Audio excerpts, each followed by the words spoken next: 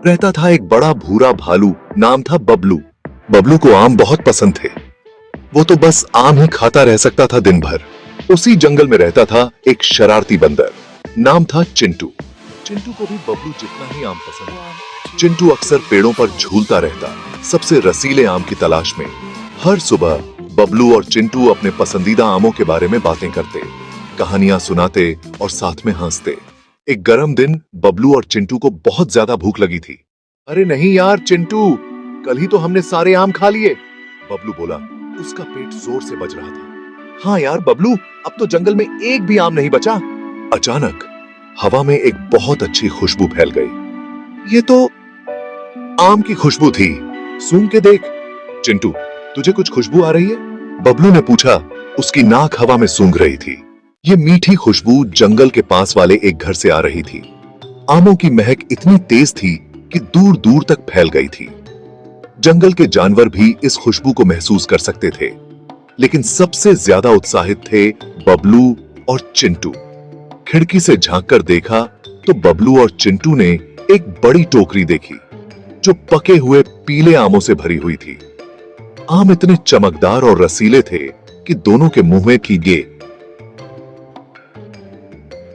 में पानी आ गया। वाह, देखो तो बबलू, कितने सारे आम! ये तो किसी खजाने से कम नहीं लग रहे, चिंटू ने फुसफुसाते हुए कहा। उसकी आंखें खुशी से बड़ी हो गई थीं। उसने बबलू की ओर देखा और बोला, हमें कुछ करना होगा। हमें ये आम तो लेने ही होंगे चिंटू। ये तो आम की इमरजेंसी है। अगर हम ये आम नहीं लाए तो हमारी गर्मी की छुट्टियां अधूरी रह जाएंगी। और इस तरह बबलू और चिंटू ने एक प्लान बनाया। उन्होंने सोचा कि अगर वे मिलकर काम करेंगे तो जरूर सफल होंगे। दोनों ने मिलकर एक रणनीति बनाई। उन्होंने इसका नाम रखा ऑपरेशन मीठा धमाका। यह नाम सुनते ही दोनों हंस पड़े और अपनी योजना को अंतिम रूप देने लगे। उनका प्लान सिंपल था। बबलू उस घर में रहने वाली दादी मां का ध्यान भटकाएगा।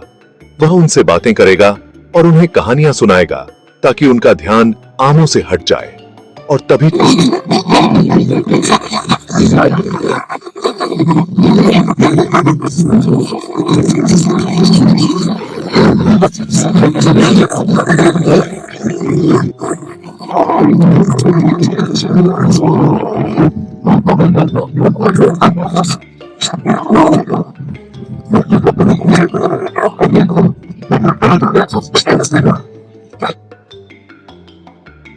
ऑपरेशन मीठा धमाका सफल रहा।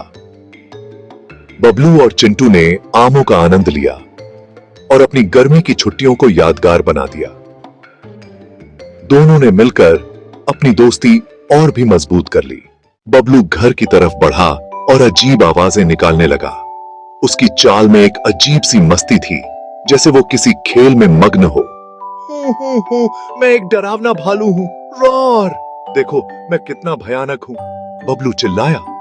उसकी आवाज में एक नाटकीयता थी, जैसे वो सच में किसी को डराना चाहता हो, डरावना बनने की कोशिश कर रहा था। उसकी आंखों में एक चमक थी, जैसे वो अपने अभिनय का आनंद ले रहा हो। लेकिन दादी मां को थोड़ा कम सुनाई देता था।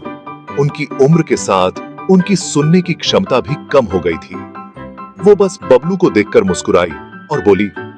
उनकी मुस्कान में एक ममता भरी थी। ओह, कितना प्यारा कुत्ता है! बिस्कुट खाएगा? उनकी आवाज में एक मिठास थी, जैसे वो सच में किसी कुत्ते से बात कर रही हो। बबलू कंफ्यूज हो गया। उसकी आंखों में एक सवाल था, जैसे वो समझ नहीं पा रहा हो कि दादी मां क्या कह रही हैं। वो कुत्ता थोड़े ही था। उसकी पहचान में कोई गलती नहीं थी और उसे बिस्कुट बिल्कुल नहीं चाहिए थे। उसकी पसंद कुछ और थी।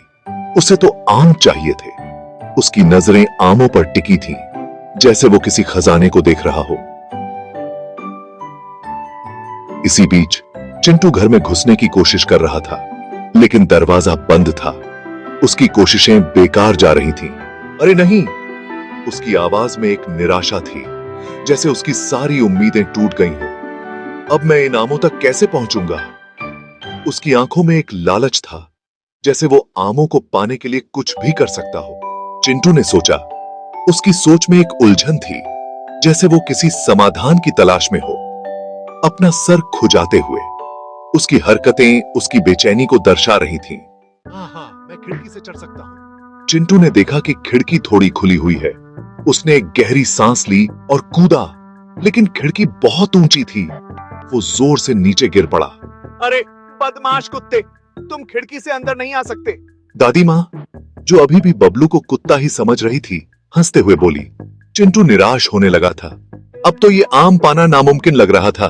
बबलू ने चिंटू को परेशान होता देख एक नया प्लान बनाया। चिंटू, मेरी पीठ पर चढ़ जा, मैं तुम्हें ऊंचा करके देता हूं। चिंटू फुर्ती से बबलू की पीठ पर चढ़ गया। बबलू अपने पिछले पैरों पर खड़ा हो गया, जिससे चिंटू खिड़की के पास पहुंच गया। इस बार चिंटू काफी ऊंचा था। वो खिड़की से अंदर घुस गया। अंदर चिंटू ने आमों की टोकरी देखी। आम, मैं आ रहा हूं। वो खुशी से चिल्लाया। उसने जितने आम अपनी छोटी बाहों में आ सकते थे उठा लिए और उन्हें खिड़की से बाहर बबलू की तरफ फेंक दिए। बबलू ने बड़ी सी मुस्कान के साथ आमों को पकड़ा। दादी माँ, शोर सुनकर मुड़ी। वो हैरान होकर बोली। बबलू और चिंटू अपनी बाहों में आम भरे जंगल की तरफ भागे। उनके चेहरे पर एक अजीब सी चमक थी, जैसे उन्होंने कोई खजाना पा लिया हो। आमों की मिठास और उनकी खुशबू ने उन्हें और भी उत्साहित कर दिया था। जंगल की पगडंडियों पर दौड़ते हुए उनके कदमों में एक नई ऊर्जा थी। वो खूब हंसे, अपने पसंदीदा फल वापस पाकर। आमों की मिठास ने उनके दिलों में एक नई उमंग भर दी थी। उनके हंसने की आवाज पूरे जंगल में गूंज रही थी, जैसे कोई